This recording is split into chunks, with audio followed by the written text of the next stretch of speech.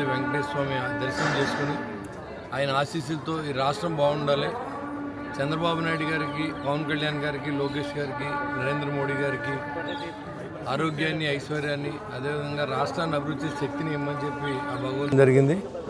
అదే భాగంగా ఈరోజు మీరు అడిగిన దానికి మీరు వస్తే మేము అరెస్ట్ చేస్తాం అంటే నువ్వు రావనేది జనం అందరికి తెలుసు, కళ్ళకు అనొద్దని చెప్పి నేను తెలియజేస్తా ఉన్నా.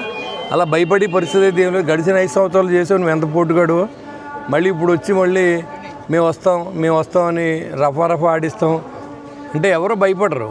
ఏదైనా మంచితనాన్ని గౌరవిస్తారు లేదా మర్యాద కోసం గౌరవిస్తారేమో తప్ప నువ్వు భయపడితే భయపడే రోజులు వెళ్ళిపోయినాయి. కాబట్టి కూడా రాజీ పడే పరిస్థితుల్లో రాష్ట్ర ప్రజలు ఏదైతే ఎన్నుకున్నారో కూటమిని వాళ్ళ కోరికలన్నీ నెరవేర్చే విధంగా మేమంతా పనిచేస్తామని తెలియజేస్తాం. కోటి సంతకాలు అనేది ఒక బోగస్. ఎవరి దగ్గర సంతకం పెట్టించిన పాపని ఏం పోలేదు. పెయిడ్ బ్యాచ్ని పెట్టుకుని ఊరేగింపులు చేసి మోటార్ సైకిల్ మీద తిరిగి కోటి సంతకాలు అనేది ఒక రూమర్ తీసుకురావడం తప్ప. అయినా మెడికల్ కాలేజీలు ప్రైవేటీకరణ చేయడం కాదు, ప్రైవేట్ భాగస్వామ్యం పీపీపీ మోడ్లో చేస్తారంటున్నారు. అదేవిధంగా ఇదివరకు బీఓటీ సిస్టమ్ అని ఈ రోడ్లు వేసే దానిలో కేంద్ర ప్రభుత్వం ఏ రోజు ఇవాళ కాదు 2003 సంవత్సరంలోనే మరి బీఓటీ సిస్టమ్ పెట్టింది. అంటే బిల్ ఆపరేటర్ టోల్ సిస్టమ్ అని పెట్టింది. అంటే ఆ అదే రోడ్డు వేసుకుని దాని మీద టోల్ వసూలు చేసి 7 సంవత్సరాల పాటు వాళ్ళకి ఇచ్చే విధంగా.